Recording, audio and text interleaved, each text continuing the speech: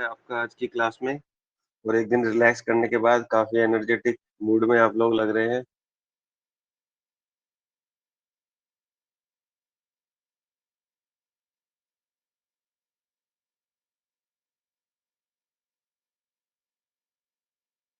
चलिए, मंडे ज़्यादातर लोगों को अच्छा नहीं लगता है, क्योंकि मंडे से पूरे हफ्ते की शुरुआत होती है और फिर नए टारगेट्स होते हैं। लेकिन आप जिस एज में हैं, वहाँ पर संडे, मंडे, ट्यूसडे कुछ नहीं होता है। सिर्फ मेहनत करनी होती है, चाहे संडे हो, चाहे मंडे हो। Every day you must work hard to get nearer to your गोल।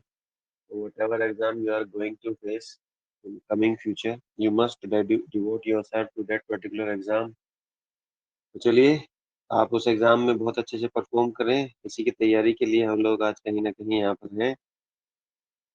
तो मैंने आपको लगभग सारे सवाल तो करा ही दिए थे, जो क्वेश्चंस मैंने दिए थे, और आपसे कहा था कि एक बार आप देख लीजिएगा ये आपसे होते हैं या नहीं होते हैं। तो आपने लगभग सभी सवाल कर लिए होंगे। ये 2 सवाल थे लास्ट में। किसी को कोई प्रॉब्लम्स आई है तो बताइए, नहीं तो मैं फिर इनको सॉल्व करके आगे चलता हूँ। शबनम, शाहिदा, कोई दिक्कत आई हो, आपको लगा हो कि ये हमसे सॉल्व नहीं हुआ, तो आप बता सकते हैं, ताकि अगर नहीं हुआ है तो मैं इसको एक बार सॉल्व कर दूँ। कोई प्रॉब्लम आई हो तो बता दीजिए। आपको स्क्रीन पे सवाल दिख रहा होगा। आज हल्का सा जुकाम की शिकायत है, बट चलो फिर भी क्लास तो लेनी थी मुझे। तो मेरी आवाज़ अगर थोड़ी सी अमिताभ बच्चन वाली आ रही हो, तो आप उसको बियर कीजिएगा प्लीज़।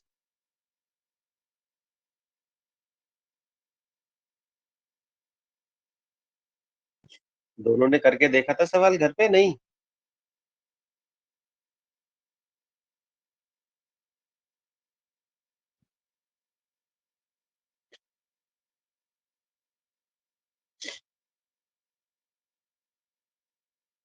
जी, जी, क्लियर है, क्लियर है। चलिए ठीक है, क्लियर है तो सही है। मैं अपने घर से उत्तर की ओर 5 किलोमीटर गया, चला गया जी। और दाईं ओर मुड़ा, दायाँ क्या होता है जी? दायाँ होता है मेरा ये, इस ओर मुड़ा। और 3 किलोमीटर फिर चला, 3 किलोमीटर ये चला जी। और 1 किलोमीटर गया, और फिर मैं दक्षिण की ओर नीचे की ओर गया, ठीक है जी। कितना गया? और फिर मैं दक्षिण की ओर 1 किलोमीटर गया, ठीक है जी। अब मैं घर से कितनी दूर हूँ? घर से कितनी दूर हूँ? उसने पूछा घर से कितनी दूर हूँ? घर क्या है? यहाँ, यहाँ से यहाँ पहुँच गया। तो पूछा घर से कितनी दूर हूँ? ये नहीं पूछ रहा यहाँ तक पहुँचने में कितनी दूरी चली। घर से कितनी दूर हूँ? तो घर से कितनी दूर हूँ आपको पता है, ये टोटल डिस्टेंस 5 है। अगर मैं इसको ऐसे बराबर कर दूं तो आपको पता है ये 1 है, ये 4 है। आपको पता है ये 3 किलोमीटर है, तो ये भी 3 किलोमीटर है। तो आपको पता है आपको यहाँ से ये वाली दूरी निकालनी है। अब आपको याद हो गया होगा 4 और 3 है, तो इसका आंसर 5 ही आएगा, है ना? 7 नहीं है शायद, 7 कैसे होगी? मैं अपने घर से कितनी दूर हूँ, मैंने अपने घर से कितनी दूरी चली, ये डिफरेंट क्वेश्चन है। 5, तो 5 आंसर है। देखिए मैं आपको बता देता हूँ, ये वाले जो डिस्टेंस निकलता है, ये 3, 4 और 5 ही रहता है हमेशा। इसका कॉम्बिनेशन हमेशा यही रहता है, क्योंकि ये ट्रिपलेट है। अगर ये ट्रिपलेट है, ये मैं आपको फैक्ट बता रहा हूँ। आपको आंख मीच के लगा देना है। जैसे ये 3 है, ये 4 है। रिवर्स भी हो सकता है, ये 4 है, ये 3 है, उससे कोई फर्क नहीं पड़ेगा। ठीक है? यानी कि ये 3 है, ये 4 है, तो ये हमेशा 5 आएगा। हमेशा 5 आएगा। अब इसके मल्टीपल भी होंगे तो भी आंसर यही आएगा। जैसे मल्टीपल उसने कह दिया 6 है, ये 8 है, तो ये ऑटोमेटिकली 10 आ जाएगा। उसने कह दिया ये 9 है, ये 12 है, तो ऑटोमेटिकली ये 15 आ जाएगा। क्योंकि इसमें 3 की गुना करी 9, इसमें 3 की गुना करी 12, तो इसमें भी 3 की गुना कर दो 15। ये ट्रिपलेट होते हैं। 3 के ये जो है 3, 4, 5 है, इसके जितने भी मल्टीपल हैं वो इसी इसी सीक्वेंस में आएंगे। आपको सोल्व भी नहीं करना। आपको मैंने शॉर्ट ट्रिक बता दी है। जैसे सपोज करिए कल को आपको मिले, वो कहे 18, 24, क्या कर दे 18, 24। अब देखिए 3 का कितना मल्टीपल है, ये 3 गुना 6, ये 4 गुना 6, तो 5 की भी 4 से गुना कर दीजिए। नहीं, 6 से, सॉरी, ये 6 गुना है ना भाई। 3 into 6 है, ये 3 into 8, 3 into 8 है। नहीं, 4, 6, 3, ओहो उल्टा हो गया। ये 3 into 6 है, और ये 4 into 6 है। तो आपको पता लगा मल्टीपल तो 3 और 4 का बनता है, तो 6 से गुना हो रही है, तो यहाँ भी 5 गुना 6 कर दीजिए, यानी कि 30 ही आएगा आंसर। सोल्व करने की जरूरत नहीं। वो पाइथागोरस पर में लगाने की भी जरूरत नहीं है, अगर आपको पता है, लेकिन वो दोनों 3 के मल्टीपल होने चाहिए।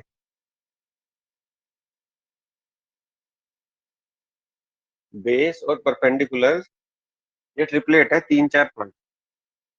ठीक है, तो ये 3 आया, ये 4 आया, तो ये ऑटोमेटिकली कितना आ जाएगा, 5, 5 आंसर है। ये बात समझ में आई है, नहीं आई, आई नहीं है ये मेरे हिसाब से, क्योंकि थोड़ा सा उड़ गए होंगे हम। दोबारा बता देता हूँ, एक बार और बता दें। देखिए, ये आपको पता चल गया, अगर ये 3 है, ये 4 है, तो ये डेफिनेटली 5 आएगा। बात समझ में आ गई। अब मैंने फिगर दे दिया आपको, मैंने दोबारा दे दी ये। अब मैंने क्या दिया, ये 6 है, ये 8 है। अब आपको ये अंडरस्टूड करना है, ये एक अच्छा तरीका है ज्यादा टाइम ना लगाने का। आप देखिए, जब ये 3 का दुगना हो गया, ये 4 का दुगना हो गया, तो ये जो आंसर आएगा ना, इसका जो आंसर आएगा वो इसका दुगना ही आएगा, यानी कि 10 होगा ऑटोमेटिकली। ठीक है, 10 होगा, बस ये कहना चाह रहा हूँ। इसमें अगर ये और कुछ कर दे, जैसे वो क्या कर दे, 3 है, इसका 3 गुना कर दे 9, इसका 3 गुना कर दे 12, तो यहाँ जो आंसर आएगा ना, वो इसका 3 गुना ही आएगा, यानी कि 15। ठीक है, आप अब घर पे करके देखिएगा, आपको पता लग जाएगा कि क्यों होता है, क्योंकि वो जो पाइथागोरस प्रमेय है उसको जब सोल्व करोगे तो यही आंसर आता है। ओके, नेक्स्ट आंसर देखते हैं।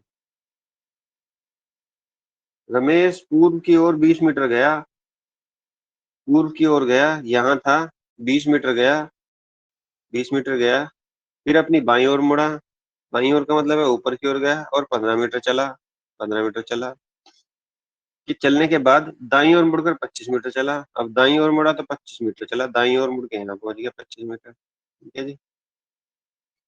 हाँ, और फिर दाईं ओर मुड़कर 15 मीटर चला, और फिर दाईं ओर मुड़कर 15 मीटर चला, फिर यहीं आ जाएगा इसकी सीध में।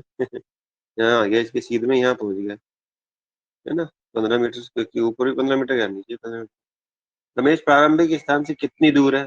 अब देखिए जगह प्रारंभिक स्थान से कितनी दूर है, तो प्रारंभिक स्थान से 20 तो ये है, 25 ये है, तो 45 मीटर ही जान है। अब आप सब लोग एक्सपर्ट हो गए, बिल्कुल। तो चलिए भाई, मेरे तरफ से जितना मुझे आपको डायरेक्शन और डिस्टेंस में समझाना था, पढ़ाना था, जिस तरीके के सवाल आपको आने हैं, वो सब मैंने आपको बता दिया। आपके एग्जाम्स में इससे अलग कोई सवाल नहीं आएगा, आपको इसी तरीके के सवालों की प्रैक्टिस करनी है। और होपफुली मुझे उम्मीद है आपको किसी भी पेपर के किसी भी एग्जाम्स में कोई प्रॉब्लम नहीं आएगी, चाहे आप कोई सा भी एग्जाम दो।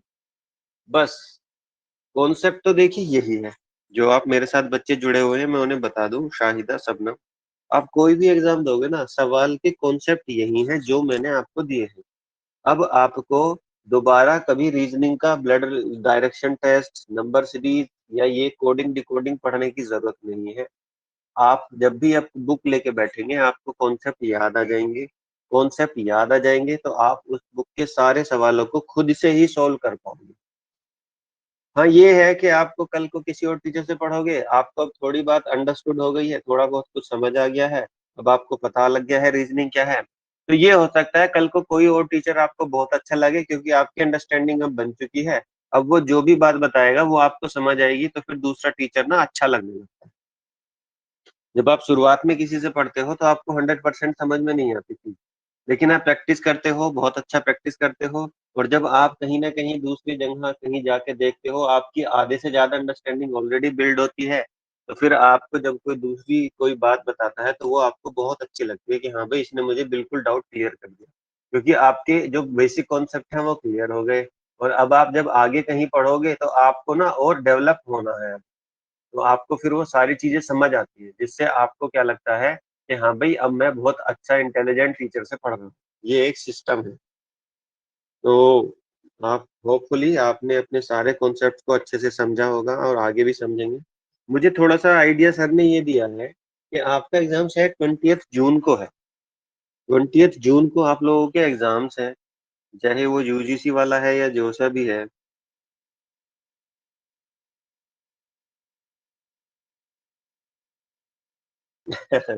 थैंक यू सबनम।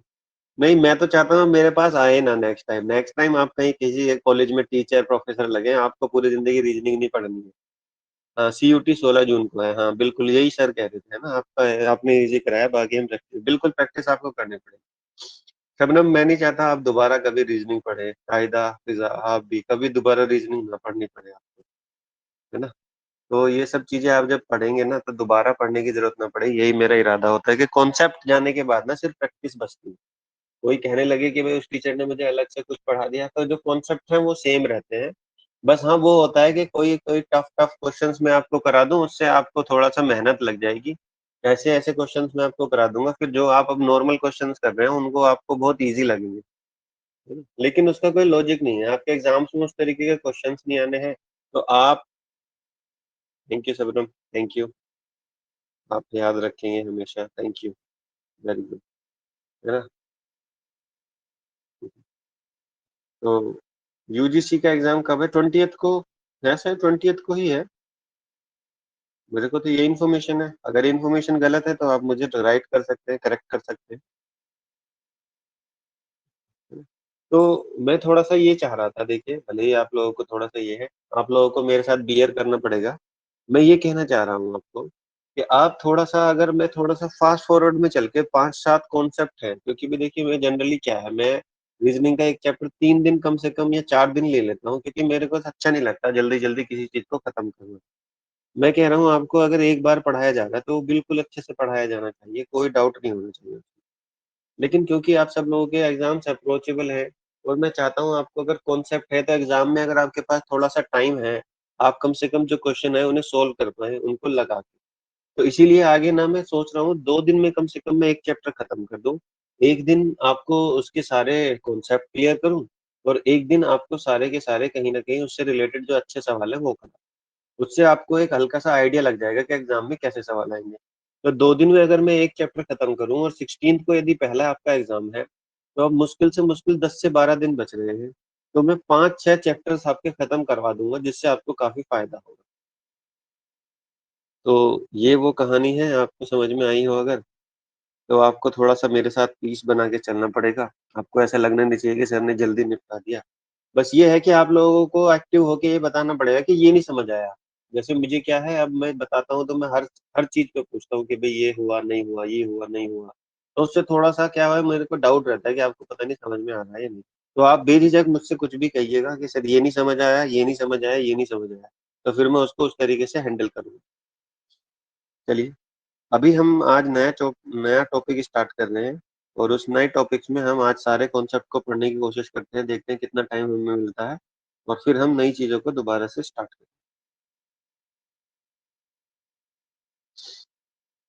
अब मैंने व्हाइट बोर्ड शेयर किया है। फिजा, शाहिदा, शबनम, आपको विजिबल है या नहीं मुझे बताइए। आपको विजिबल है या नहीं बताइए। जी ठीक है, ओके, थैंक यू, विजिबल है। तो देखिए, आज हम जो एक टॉपिक स्टार्ट करेंगे, जो टॉपिक हमें स्टार्ट करना है, वो टॉपिक का नाम है ब्लड रिलेशन। ब्लड रिलेशन, ये टॉपिक मैंने इसलिए लिया क्योंकि ये आपको समझ में आसानी से आएगा, लेकिन सोल्व होने में थोड़ी सी दिक्कत क्रिएट है। हिंदी वालों के लिए बता दूं, रक्त संबंध। रक्त संबंध का मतलब है खून का रिश्ता। खून कराया आपने किसी का, उससे आपका क्या रिश्ता है, ये बताना होगा। ठीक है, थोड़ा सा कोल्ड हो रखा है।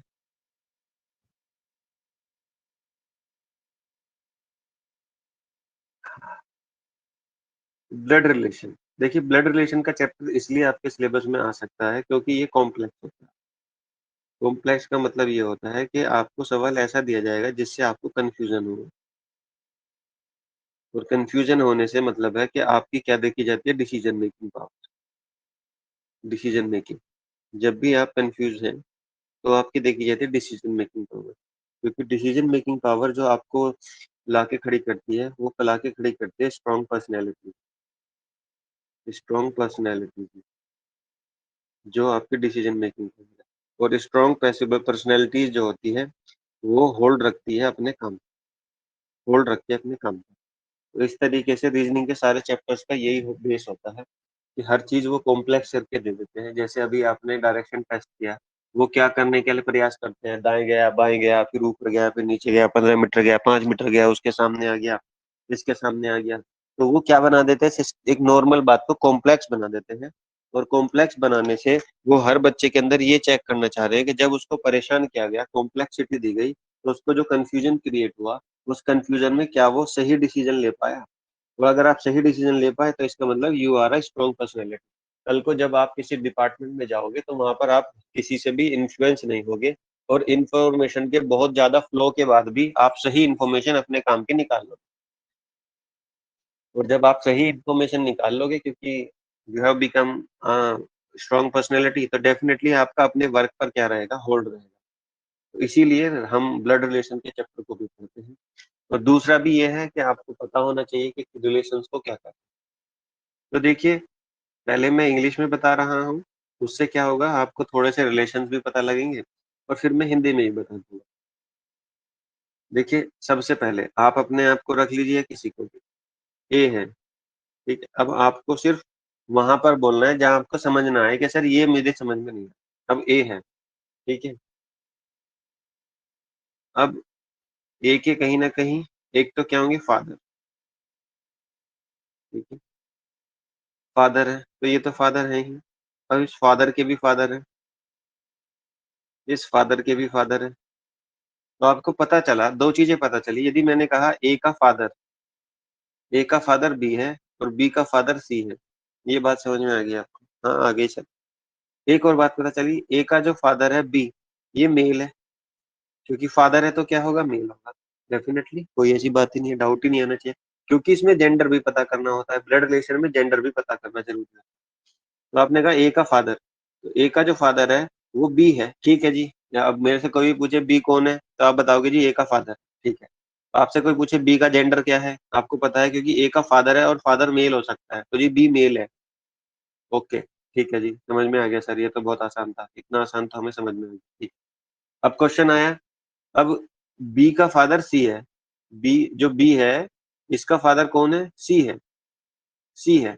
अब सबसे पहले क्वेश्चन क्वेश्चन पूछेगा सी का जेंडर बताइए, तो आपको पता है ये बी का भी फादर है, तो फादर है तो ये भी क्या हो गया, मेल होगा। आपकी समझ में आया? हाँ सर, बिल्कुल मेल होगा, क्योंकि फादर है। ओके सर, इसमें क्या रॉकेट साइंस था। अब सवाल आएगा, ये सवाल क्या आएगा, अब सवाल ये आएगा, बताइए सी ए का कौन है, सी ए का कौन है। अब आप कहोगे हाँ सर, मेरे ये ए का फादर, फादर का फादर, यानी कि इसका क्या हो गया, दादा। इसका कौन हो गया, दादा। दादा हो गया, या दूसरे तरीके से कहूं, अगर अंग्रेजी में कहूं तो क्या हो गया, ग्रैंडफादर। क्या हो गया, ग्रैंडफादर। तो ए से अगर मुझे सी का संबंध बताना है, ए से अगर सी का संबंध बताना है, तो ए से सी का संबंध बताऊंगा तो ये ए का ग्रैंडफादर है, ग्रैंडफादर, ठीक है। हाँ जी, सी का जेंडर बताओ, हमें पता है जी ए का फादर और ये उसका भी फादर, तो फादर वाली कैटेगरी चल रही है तो ये मेल ही होगा जी, और कोई कॉन्सेप्ट नहीं है। अच्छा जी, चलो ये तो पता लग गया जी, ए जो है, ए का जो है, सी जो है फादर है, ग्रैंडफादर है। अब वो उल्टा सवाल पूछ लेगा, वो क्या पूछ लेगा आपसे, उल्टा सवाल पूछ लेगा। बताइए ए सी का क्या है, ए सी का क्या है। अभी तो पूछा था सी ए का क्या है, इस तरह के सवाल बहुत आएंगे। आपको इस बात पे ध्यान देना है, जो मैं बात कह रहा हूँ, आपको ये देना है किसका रिलेशन पूछा गया है, रिलेशन किसका पूछा गया है। जैसे जैसे ए है और सी है, सवाल को ध्यान से सुनिएगा, पूछा गया है सी ए का क्या है, सी क्या है ए का, तो सी जो है ए का ग्रैंडफादर है। मेरी बात समझ गए, सी का रिलेशन पूछा ए से, सी क्या है ए का, तो ग्रैंडफादर है जी। यही उल्टा हो सकता है, ए क्या है सी का, ए क्या है सी का, तो ए जो है वो ग्रैंड। अब आप मुझे बता सकते हैं सन है या डॉटर। चलिए, यही सवाल मुझे आपको देना था जो मैं यहाँ के लिए आया। आप मुझे बताइए, ग्रैंड सन है या डॉटर। इसीलिए मजा आता है रीजनिंग पढ़ने में, क्योंकि यहाँ आके ना फिर डिसीजन लेना पड़ता है।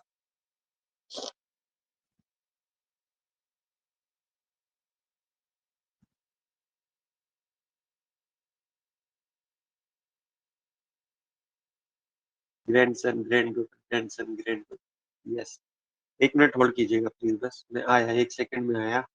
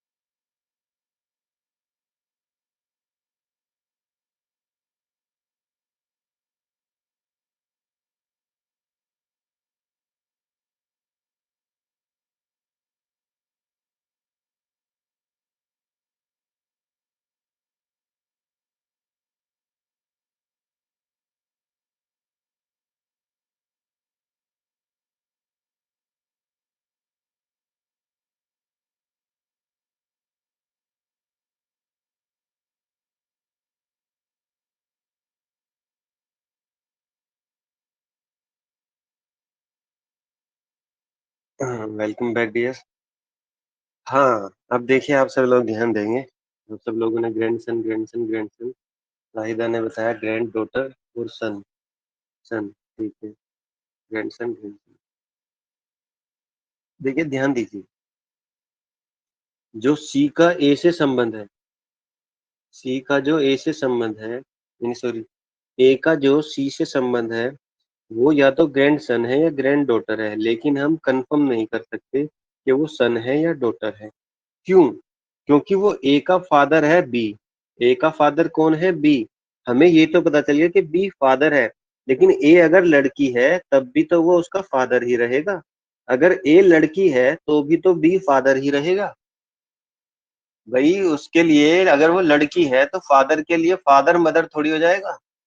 तो फादर तो वो लड़की का भी हो सकता है और लड़के का भी हो सकता है।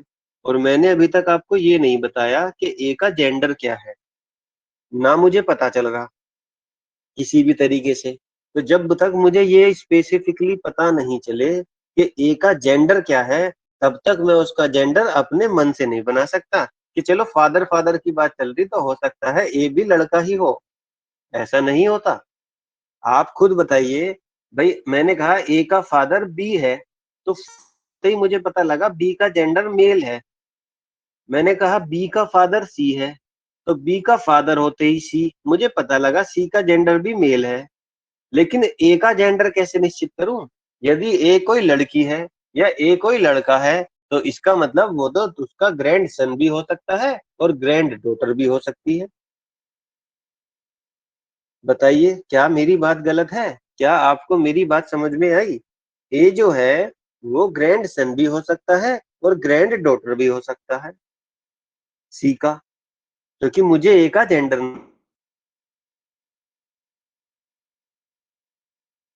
ग्रैंड सन क्यों? कौशल ग्रैंड सन क्यों है बता? मुझे कैसे पता चलेगा कि वो मेल है या फीमेल है? लड़का ही है, लड़की नहीं है। आप तीनों चारों लोग जो भी मेरे साथ जुड़े हुए हैं, उबैदुल्ला, सना खान, फिजा अली, शाहिदा, शबनम, मैं ये जानना चाह रहा हूँ कि ए का फादर बी है, बी का फादर सी है। अब ए का फादर बी है तो वो तो मेल है क्योंकि फादर है। बी का फादर सी है, वो भी मेल है क्योंकि वो फादर है। लेकिन ए क्या है? ए लड़का है लड़की है, ये तो मुझे पता ही नहीं चल रहा। जब ये मुझे पता नहीं चल रहा और मैं पूछ रहा हूँ कि ए सी का क्या है, ए जो है वो सी का क्या है? ए, भाई ये तो मुझे पता चल गया कि पोता है या पोती है, इन दोनों में से एक है। पोता है या पोती है, ग्रैंड सन है या ग्रैंड डॉटर है। लेकिन ये मुझे कैसे कंफर्म हो कि वो पोता है या पोती है?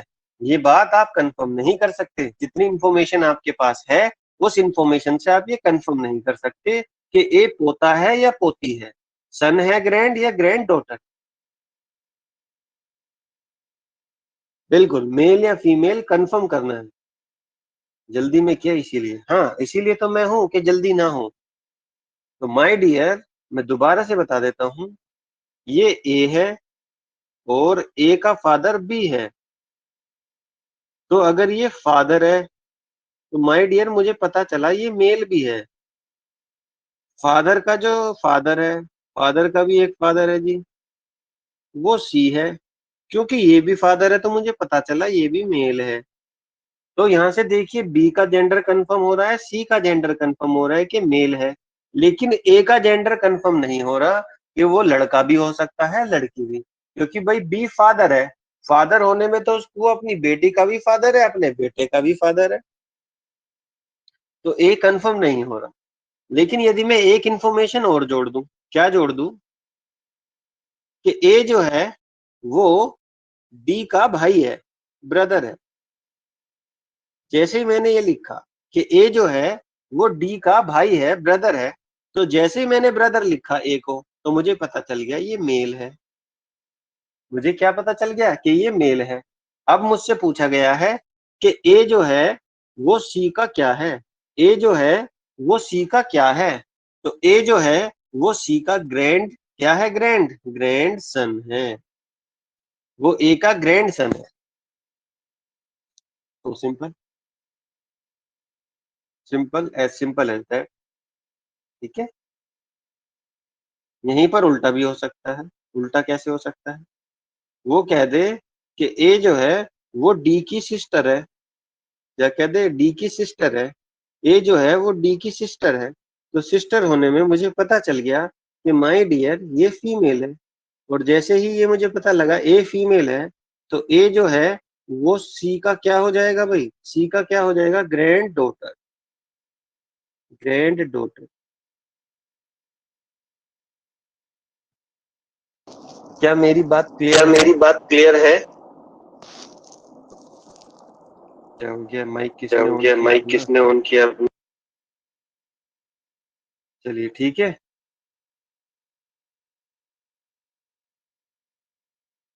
जी क्लियर है, क्लियर है, क्लियर है, क्लियर है, ठीक है। अब देखिए, अब यहाँ पे दूसरा एक और कॉन्सेप्ट दे देता हूँ। अब देखिए, डी का भाई, डी की ये बहन है ए, डी की बहन है ए, लेकिन अब मुझे डी का जेंडर नहीं पता। कहीं आप सोचे कि ये इसकी बहन है तो ये इसका भाई होगा, ऐसी इमेजिनेशन बिल्कुल मत रखना। जब तक कोई कंफर्मेशन वाली चीज ना मिले तब तक आपको कुछ भी मानना नहीं है। ए सिस्टर है डी की, तो ये डी भाई नहीं है, ये बहन होगी तो भी वो इसकी सिस्टर होगी ये। मैंने कहा कि डी का अभी हमें जेंडर नहीं पता। आप ये मत सोचना कि ए सिस्टर है डी की, तो डी जो है ए का भाई होगा या ब्रदर होगा। नहीं, जब तक आपको सवाल में दिया ना जाए कि डी भाई है या बहन है, तब तक आपको उसको कुछ नहीं मानना। उसको न्यूट्रल रखना है, ना मेल ना फीमेल। तो अब जो डी है, तो मैं आपसे पूछूं, ये अगर ए जो है भाई बहन है डी की, तो आप बताइए डी क्या है? तो डी ब्रदर भी हो सकता है, सिस्टर भी हो सकती है। दोनों कंडीशन संभव है। 50-50% जो चांस है वो दोनों चीजों के हैं। क्या मैं आपको रिलेशन समझा रहा था? होपफुली आपको समझ आ रहे होंगे। चलिए। नहीं, अभी तो मैं आपको बता रहा हूँ, सवाल में ऑप्शन तो उसी तरीके से आएगा जिस तरीके के सवाल छोड़ेगा वो, ठीक है? जरूरी नहीं दोनों ऑप्शन दे भी सकता है। अभी तो मैं आपको ये बताना चाह रहा था, ये कॉन्सेप्ट देना चाह रहा था कि आपको अपनी मर्जी से जेंडर डिसाइड नहीं करना, जब तक कि आपको पता ना चले वो क्या पूछ रहा है या क्या उसने इंफॉर्मेशन दी है। उस इंफॉर्मेशन को देने पे आपको अपने मन से कोई कहानी नहीं बनानी। उस इंफॉर्मेशन के बेस पे आपको ध्यान देना है कि जेंडर क्या निकल रहा है। बस ये कॉन्सेप्ट था कि जेंडर पता करना आपकी जिम्मेदारी है। आप बिना जेंडर पता करे नहीं चलता। अब देखिए, ए का फादर कौन था? बी। ये हो गया फादर। अब बी का फादर है सी। ये भी फादर हो गया। सी का फादर है डी। जहां तक मुझे उम्मीद है आपकी बस 2 जनरेशन तक के सवाल आएंगे, आपके फादर और फादर के फादर। लेकिन फिर भी मैं एक सवाल बता देता हूँ, ऐसा एक कॉन्सेप्ट दे देता हूँ ताकि कोई सवाल आए तो आप इलझे ना। सी का भी फादर है डी, तो ए का फादर बी, ए का फादर बी, तो ये तो, अब ए से रिलेशन बनाऊंगा तो ये तो फादर हो गया। फादर का फादर सी, ये ए का क्या हो गया? ग्रैंडफादर हो गया। ठीक है जी। अब सी का भी फादर डी, तो अब ये ए का क्या हो जाएगा? क्या बोलते हैं इसको? पड़पोता जो होता है, या पड़दादा जो होता है, उसे क्या होता है? Great grand father. ये कौन हो गया? डी कौन होगा? ए का great grand father. Great grand father. Great grand father. ठीक है। ऐसे ही अब उल्टा चलेंगे, तो डी से ए की तरफ आएंगे। ए क्या है डी का? तो ग्रेट ग्रैंड। अब सन भी हो सकता है क्योंकि जेंडर नहीं पता, और डॉटर भी हो सकता है, जो भी है। लड़का है तो सन, लड़की है तो डॉटर। Great grand son. ऐसे ही सी से ए पे आएंगे, हो जाएगा ग्रैंड सन या डॉटर। और यहाँ तो ए पे, तो अगर बी से आएंगे तो ये सन भी हो सकती है और डॉटर भी हो सकती है। क्लियर है my point? My point is clear dear. Next चल। ऐसे ही ए की मदर है बी, ठीक है, बी की मदर सी, और सी की मदर है डी। मदर, ये तो आपकी डायरेक्ट मदर है। मदर क्या हो जाती है आपकी? नानी। क्या हो जाती है? नानी। माँ की माँ क्या हो जाती है आपकी? नानी। अंडरस्टूड। लेकिन इंग्लिश में इसको थोड़ा सा कॉम्प्लेक्सिटी आ जाता है। ये लिखना पड़ता है आपको maternal, maternal grand, maternal grand mother. ठीक है, क्योंकि माँ की तरफ की है, तो मैटरनल का मतलब होता है माँ की तरफ वाले रिश्ते। ठीक है, मैटरनल ग्रैंड मदर। और सी की भी माँ है, सी की भी माँ है डी, तो ये हो जाती है मैटरनल, क्योंकि अब वो माँ की तरफ से चल रही है, तो maternal grand mother, maternal great grand mother. ठीक है, हालांकि उस तरीके का क्वेश्चन आएगा नहीं, डी तक आपका क्वेश्चन नहीं आएगा, सी पे बात खत्म हो जाती है। ज्यादातर क्वेश्चन सी पे खत्म हो, ठीक है, ज्यादातर क्वेश्चन सी पे खत्म हो जाते हैं। चलिए, तो ये आपको पता लग गया। अगर आपकी दादी है, दादी आप सबको पता है, मुझे बताने की जरूरत नहीं है। ठीक है, आपके फादर की क्या होती है? माँ होती है। दादा क्या होते हैं जी? दादा होते हैं जी आपके फादर के फादर होते हैं, अभी आपने किया। ठीक है, अब बात आती है ब्रदर सिस्टर पे, तो आपके जो भाई हैं वो भाई होते हैं, जो आपकी सिस्टर है सिस्टर होती है। ठीक है, इसमें भी आपको कोई कंफ्यूजन नहीं रहेगा, brother sister. Cousin, cousin, cousin बताइए है नहीं है? इंग्लिश में दिक्कत है, कजिन बोल देते हैं, हिंदी में कोई दिक्कत नहीं है। ममेरा भाई बहन, यानी कि मामा के बच्चे।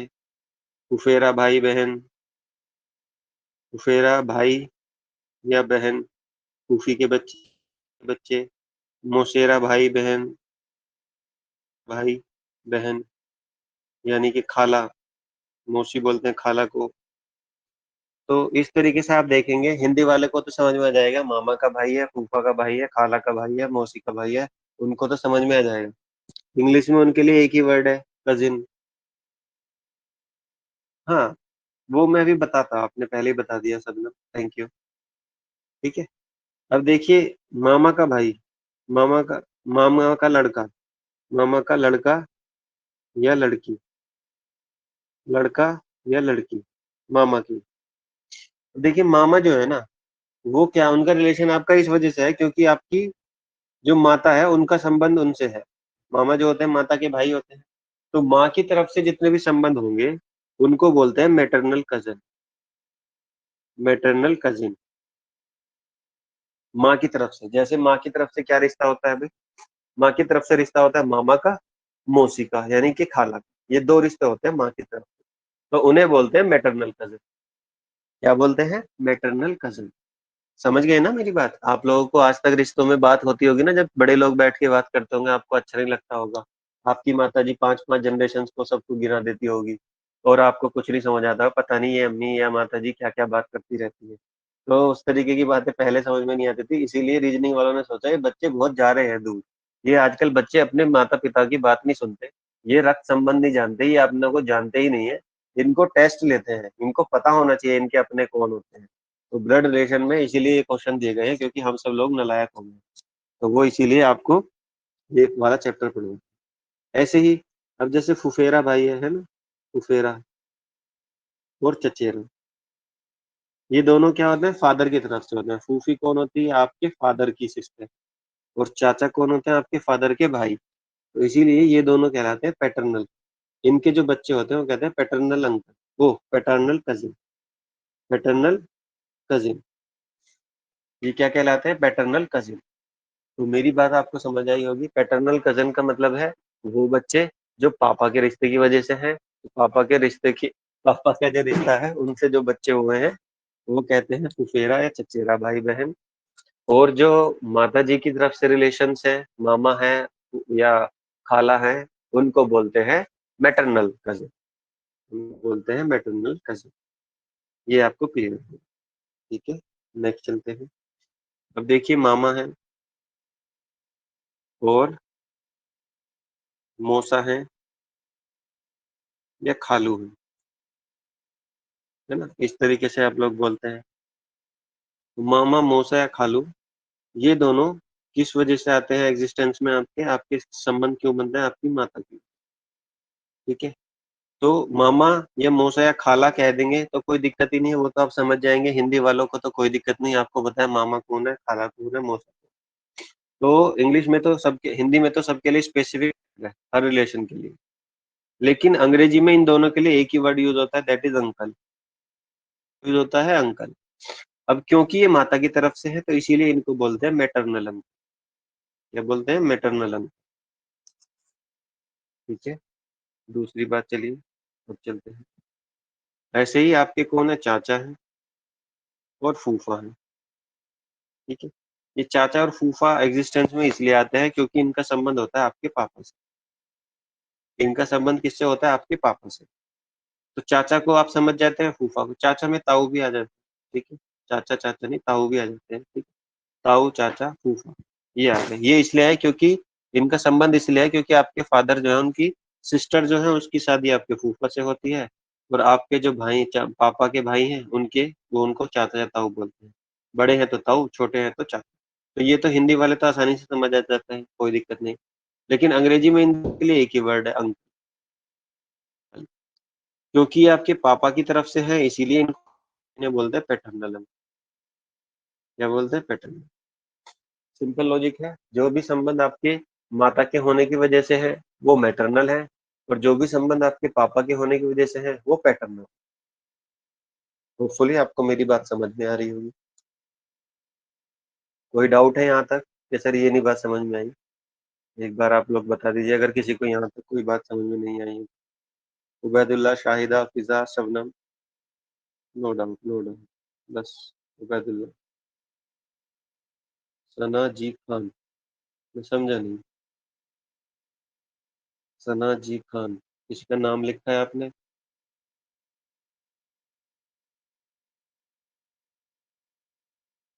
उबैदुल्ला, आपने किसी का नाम लिखा है क्या? चलिए, कोई डाउट नहीं है, थैंक यू। आगे बढ़ते हैं, थोड़ा सा आगे बढ़ते हैं। ठीक है, ये हो गया। अब देखिए और रिलेशंस आते हैं। जैसे मैं कोई भी नाम लिख देता हूँ, जैसे मैंने नाम लिख दिया आरिफ। एक नाम लिखा मैंने कोई भी, आरिफ। आरिफ है ये एक लड़का। ठीक है, आरिफ है ये एक लड़का। ओके। अब आरिफ की एक सिस्टर है। Sister, not cousin, sister. Arif की एक सिस्टर है, और उसका कौन है? हस्बैंड। ठीक है, ठीक है मैडम। तो देखिए हिंदी वालों के लिए बिल्कुल आसान है, ये इसका बहनोई है। कौन है? बहनोई। इंग्लिश वालों के लिए कोई मुश्किल नहीं, आसान है। सिस्टर है तो सिस्टर्स का ये क्या हो गया? हस्बैंड। तो सिस्टर का जो हस्बैंड होता है वो कहीं ना कहीं क्या कहलाता है? आपका ब्रदर कहलाता है।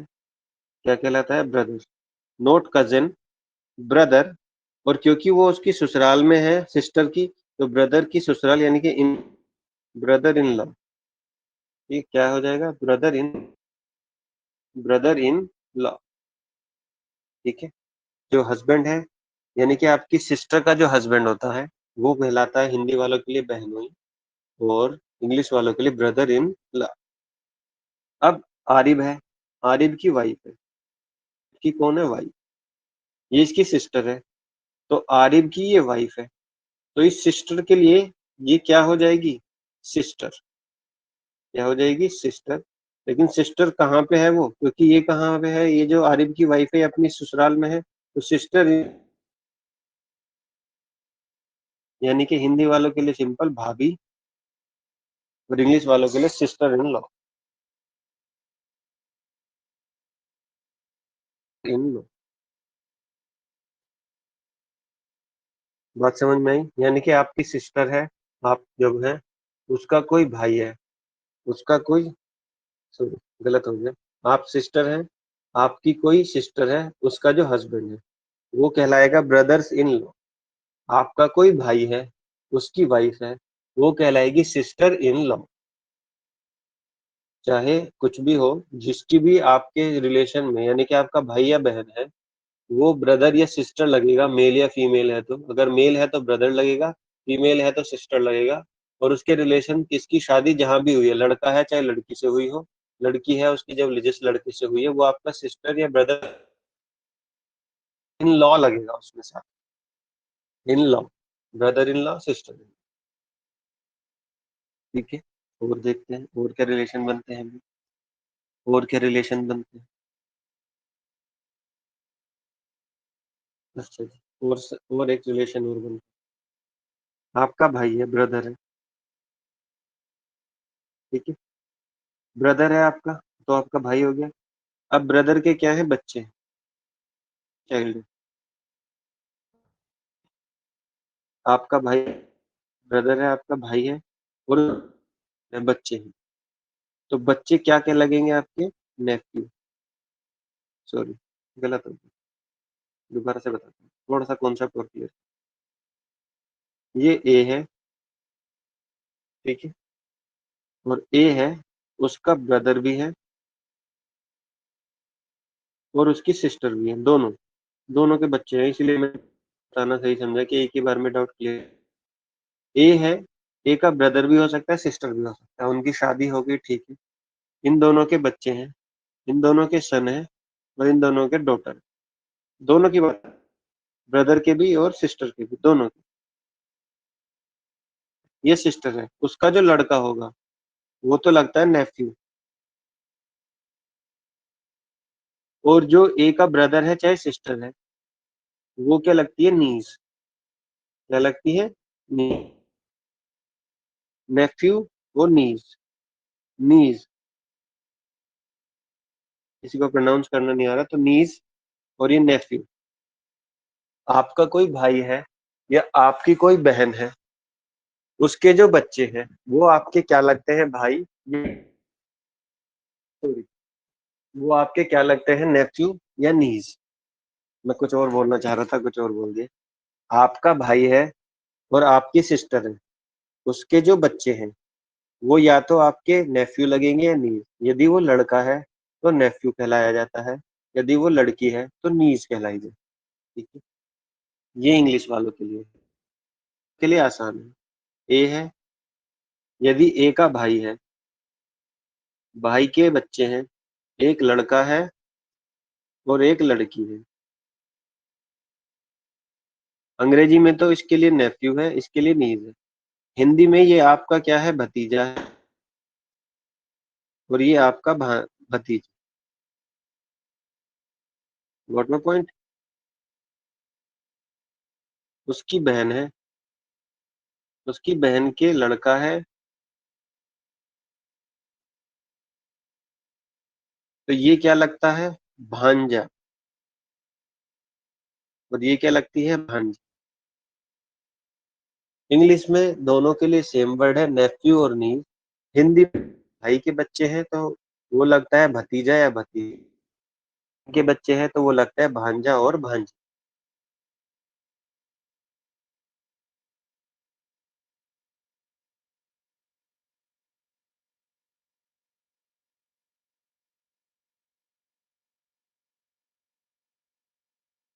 मेरी बात समझे आप लोग।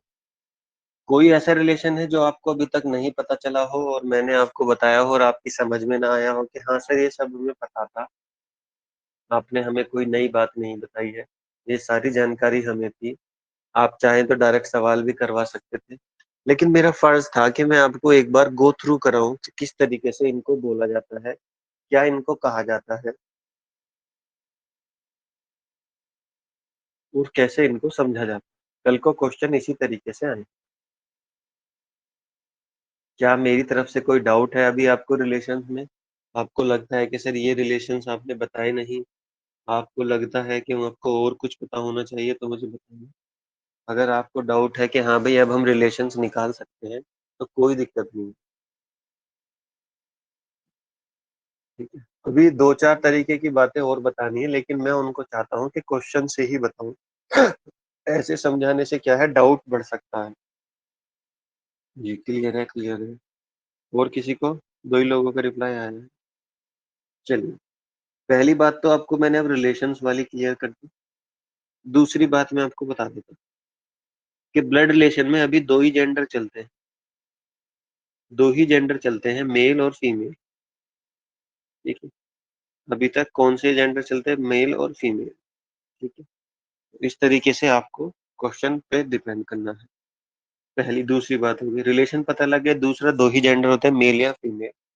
तीसरा, ये बहुत इंपॉर्टेंट बात है, जब तक कंफर्म ना हो आपको जेंडर डिसाइड नहीं करना खुद से। कि आप लड़की हैं, आपने सोचा ए का भाई है, अरे वो मेरा ही तो भाई है, तो मैं अपने आप को गर्ल मान लेती हूँ। ठीक है, आपने गर्ल मान लिया, या आपने कहा अरे मेरा ही तो भाई है, मैं अपने भाई को ही सोच के सवाल सोल्व कर लेती हूँ। कर लीजिए। तो आप अपने आप को लड़का है तो भाई मान लेंगे? नहीं, ऐसा नहीं करना कभी भी। सवाल के हिसाब से जब तक आपको जेंडर ना पता चले, आपको उसको कहीं ना कहीं बिल्कुल भी नहीं छेड़ना है। ठीक है? बिल्कुल भी नहीं छेड़ना जेंडर को, आपको बिल्कुल निश्चित नहीं करना जेंडर को, जब तक कि आपको कंफर्म ना हो जाए कि इसका जेंडर। फोर्थ चीज है, मैं एक जनरेशन और बना देता हूँ आपको, देखिए। सबसे पहली जनरेशन आएगी ग्रेट। अब ग्रेट के साथ क्या आएगा? Grandfather, mother. ठीक है? ग्रेट ग्रैंडफादर मदर, पहली जनरेशन। दूसरी, ग्रैंडफादर, ग्रैंड मदर। ठीक है? ग्रैंडफादर के बाद फिर आएगी फादर, मदर। ठीक है? बाद आएगी जनरेशन जीरो, यानी कि सेल्फ, आप खुद। सेल्फ के साथ आपका कौन आएगा? ब्रदर। ब्रदर के साथ कौन आएगी? सिस्टर। ये एक ही जनरेशन चल रही है अभी। आप हो गए, आपका भाई हो गया, आपकी सिस्टर, आपके ब्रदर इन लॉ हो गए, सिस्टर इन लॉ हो गए। ठीक है? ये आ जाएंगे। इसी के साथ आगे चलेंगे आप, तो फिर आपका क्या आ जाएगा? तो उसी के बाद आ जाएगा सन, डॉटर। ठीक है? सन और डॉटर। सन डॉटर वाली कैटेगरी में ही कौन आता है आपके? नेफ्यू और नीस। एक ही तो कैटेगरी में आता है भाई। जो आपका सन है, आपके भाई का सन है, तो वो भी तो आपका उसी कैटेगरी में आता है, आपके सन वाली कैटेगरी में, तो नेफ्यू नीस। ठीक है? और फिर उसके बाद ग्रैंड सन हो जाता है आपका, ग्रैंड डॉटर आ जाती है।